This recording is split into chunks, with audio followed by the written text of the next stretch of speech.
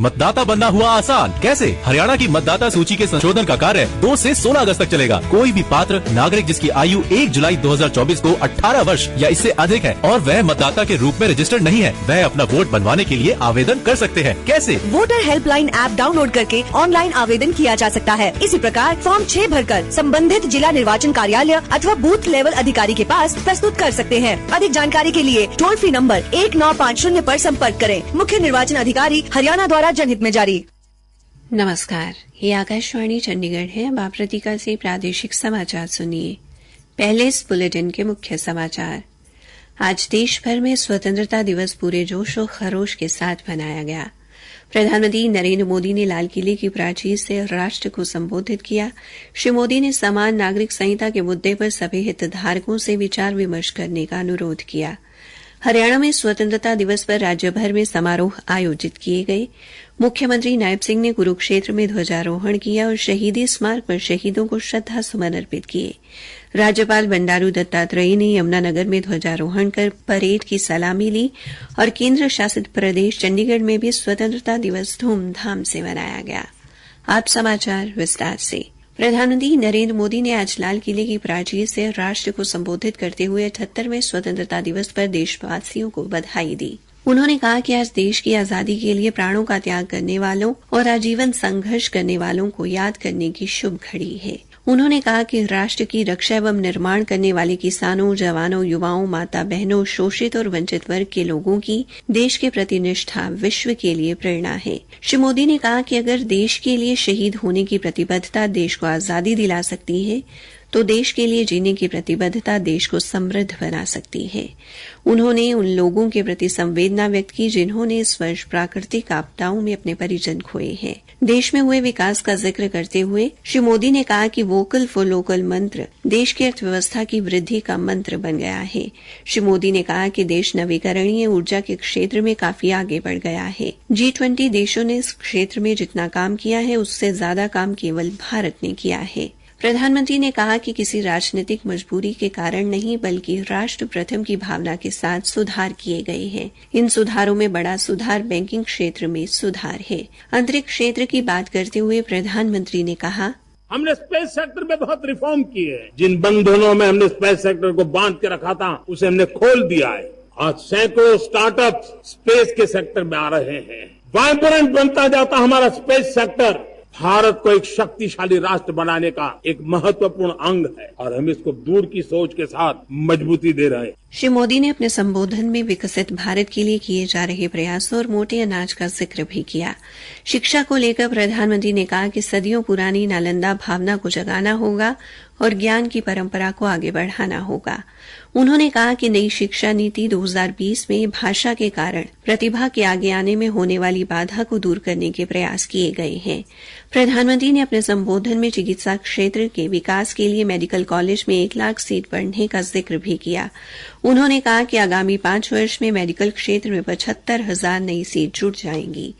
प्रधानमंत्री ने अपने संबोधन में सर्वोच्च न्यायालय द्वारा बार बार समान नागरिक संहिता बारे चर्चा करने की बात भी की। उन्होंने सभी हितधारकों से अनुरोध किया कि वे समान नागरिक संहिता के मुद्दे पर विचार विमर्श करें। श्री मोदी ने कहा कि अब तक देश में जो सिविल कोड लागू है उसमें बदलाव की जरूरत है। उन्होंने कहा कि सरकार आत्मनिर्भरता को लेकर हर क्षेत्र में काम कर रही है। उन्होंने रक्षा क्षेत्र का जिक्र किया और कहा कि भारत सरकार ने सेमीकंडक्टर मिशन पर काम किया है और दूरसंचार में 60 पर मिशन मोड में काम कर रही है। प्रसार भारती के अध्यक्ष नवनीत कुमार सहगल ने आज 78वें स्वतंत्रता दिवस के अवसर पर नई दिल्ली स्थित दूरदर्शन भवन में तिरंगा फहराया। आकाशवाणी की महानिदेशक मौसमी चक्रवर्ती ने भी नई दिल्ली स्थित आकाशवाणी परिसर में ध्वजारोहण किया। वहीं चंडीगढ़ स्थित आकाशवाणी में उप महानिदेशक अभियांत्रिकी कश्मीर सिंह ने ध्वजारोहण किया। प्रादेशिक समाचार आकाशवाणी चंडीगढ़ से प्रसारित किए जा रहे हैं। हरियाणा में आज 78वां स्वतंत्रता दिवस पूरी धूमधाम से मनाया जा रहा है। सभी जिलों में सुबह स्वतंत्रता दिवस समारोहों का आयोजन किया गया और पुलिस व अर्धसैनिक बलों, राष्ट्रीय कैडेट कोर, राष्ट्रीय सेवा योजना के कैडेटों ने परेड की। हरियाणा के मुख्यमंत्री नायब सिंह ने कुरुक्षेत्र में पुलिस लाइन के प्रांगण में आयोजित समारोह में ध्वजारोहण किया और परेड से सलामी ली। इससे पहले उन्होंने लघु सचिवालय स्थित शहीद स्मारक पर शहीदों को श्रद्धांजलि अर्पित की। मुख्यमंत्री ने अपने संबोधन में देश की आजादी के लिए अपना सब कुछ कुर्बान करने वाले शहीदों के प्रति सच्ची श्रद्धांजलि व्यक्त करते हुए कहा कि आज आजादी की लड़ाई में योगदान देने वाले उन सभी शहीदों को मैं शत शत नमन करता हूं, जिनकी वजह से आज हम आजादी की खुली हवा में सांस ले रहे हैं। उन्होंने कहा, आज यहाँ से पूरे देश के लिए निष्काम भाव से राष्ट्र की सेवा करने का संदेश पूरे प्रदेश में जाना चाहिए। हम सब के लिए यह गर्व की बात है कि स्वतंत्रता आंदोलन में हरियाणा वासियों ने अग्रणी भूमिका निभाई थी। सन 1857 की क्रांति को अम्बाला छावनी से शुरू हुई थी। नई पीढ़ियों को प्रेरित करने के लिए अम्बाला छावनी में 538 करोड़ रुपए की लागत से स्वतंत्रता संग्राम स्मारक का निर्माण अंतिम चरण में है। आजादी के बाद भी हरियाणा के वीरों ने देश की सीमाओं की सुरक्षा में अनेक बलिदान दिए हैं। मुख्यमंत्री ने हरियाणा सरकार की विभिन्न योजनाओं पर प्रकाश डालते हुए कहा कि सरकार द्वारा समय समय पर शहीदों व उनके परिवारों के लिए विभिन्न सुविधाएं दी जा रही हैं। साथ ही हरियाणा के नागरिकों के लिए हर तरह की योजनाएं भी चलाई गई हैं। स्वतंत्रता दिवस कार्यक्रम में स्वैट यानी स्पेशल वेपन्स एंड टैक्टिक्स द्वारा एक प्रस्तुति भी दी गई। हरियाणा कमांडो द्वारा भी मोटरसाइकिल पर कलाबाजियों के साथ शानदार प्रस्तुतियां दी गई। हरियाणा के राज्यपाल, सांसदों, मंत्री और विधायकों ने विभिन्न जिलों में आयोजित स्वतंत्रता दिवस समारोह में ध्वजारोहण किया। हरियाणा के राज्यपाल बंडारू दत्तात्रेय ने यमुनानगर में ध्वजारोहण किया और परेड की सलामी ली। इससे पहले उन्होंने युद्ध स्मारक पर पुष्पांजलि अर्पित कर शहीदों को नमन किया। पंचकूला में विधानसभा अध्यक्ष ज्ञानचंद गुप्ता ने तिरंगा फहराया और परेड का निरीक्षण किया। इससे पहले उन्होंने सेक्टर 12 स्थित शहीदी स्मारक पर देश के सभी ज्ञात व अज्ञात शहीदों को श्रद्धांजलि दी। सिरसा के शहीद भगत सिंह स्टेडियम में स्वतंत्रता दिवस समारोह में राज्यसभा सांसद सुभाष बराला ने ध्वजारोहण किया और मार्च पास्ट की सलामी ली। स्वास्थ्य मंत्री डॉ कमल गुप्ता ने हिसार में तिरंगा फहराया और परेड से सलामी ली।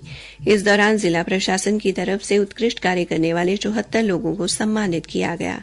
अम्बाला शहर में परिवहन मंत्री असीम गोयल, करनाल में शहरी स्थानीय निकाय मंत्री सुभाष सुधा और पलवल में शिक्षा मंत्री सीमा त्रिखा ने ध्वजारोहण किया और परेड का निरीक्षण कर मार्च पास्ट की सलामी ली। इस दौरान स्कूली बच्चों द्वारा सांस्कृतिक कार्यक्रम भी प्रस्तुत किया गया। जींद के एकलव्य स्टेडियम में आयोजित समारोह में विधानसभा उपाध्यक्ष रणबीर गंगवा ने बतौर मुख्य अतिथि शिरकत की और तिरंगा फहराया। इससे पहले उन्होंने गोहाना मार्ग से शहीदी स्मारक पर जाकर शहीदों को पुष्पांजलि अर्पित की। कृषि मंत्री कंवरपाल गुर्जर ने कैथल में ध्वजारोहण किया और इससे पहले शहीद स्मारक पर जाकर पुष्प अर्पित कर शहीदों को नमन किया। वित्त मंत्री जयप्रकाश दलाल ने रोहतक में राष्ट्रीय ध्वज फहराया और परेड की सलामी ली। समारोह में लाड़ौत गुरुकुल के विद्यार्थियों का सामूहिक योगाभ्यास और मलखम्ब का प्रदर्शन आकर्षण का केंद्र रहा।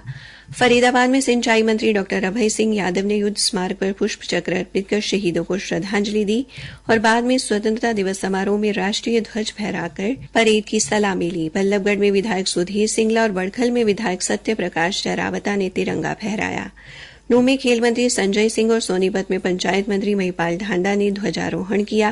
पानीपत में उद्योग मंत्री मूलचंद शर्मा ने ध्वजारोहण कर परेड का निरीक्षण किया और विभिन्न क्षेत्रों में उत्कृष्ट कार्य करने वाले 59 लोगों को सम्मानित किया। स्वतंत्रता दिवस पर कांग्रेस ने पूर्व मुख्यमंत्री भूपेंद्र सिंह हुड्डा की अगुवाई में प्रभात फेरी निकाली और स्वतंत्रता आंदोलन में योगदान देने वालों को याद किया। पिहोवा में हैफेड के अध्यक्ष कैलाश भगत और दुधौला के श्री विश्वकर्मा कौशल विश्वविद्यालय में कुल सचिव प्रोफेसर ज्योति राणा ने राष्ट्रीय ध्वज फहराया। केंद्र शासित प्रदेश चंडीगढ़ में स्वतंत्रता दिवस समारोह का आयोजन सेक्टर 17 की परेड ग्राउंड में किया गया। समारोह के मुख्य अतिथि पंजाब के राज्यपाल और चंडीगढ़ के प्रशासक गुलाब चंद कटारिया ने राष्ट्रीय ध्वज फहराया और परेड का निरीक्षण किया। परेड से सलामी लेने के बाद श्री कटारिया ने लोगों को संबोधित किया। उन्होंने अपने संबोधन में चंडीगढ़ में हुए विकास कार्यों को गिनाया। इसी के साथ ये समाचार बुलेटिन समाप्त हुआ। मतदाता बनना हुआ आसान। कैसे? हरियाणा की मतदाता सूची के संशोधन का कार्य 2 से 16 अगस्त तक चलेगा। कोई भी पात्र नागरिक जिसकी आयु 1 जुलाई 2024 को 18 वर्ष या इससे अधिक है और वह मतदाता के रूप में रजिस्टर्ड नहीं है, वह अपना वोट बनवाने के लिए आवेदन कर सकते हैं। कैसे? वोटर हेल्पलाइन ऐप डाउनलोड करके ऑनलाइन आवेदन किया जा सकता है। इसी प्रकार फॉर्म 6 भरकर संबंधित जिला निर्वाचन कार्यालय अथवा बूथ लेवल अधिकारी के पास प्रस्तुत कर सकते हैं। अधिक जानकारी के लिए टोल फ्री नंबर 1950 पर संपर्क करें। मुख्य निर्वाचन अधिकारी हरियाणा द्वारा जनहित में जारी।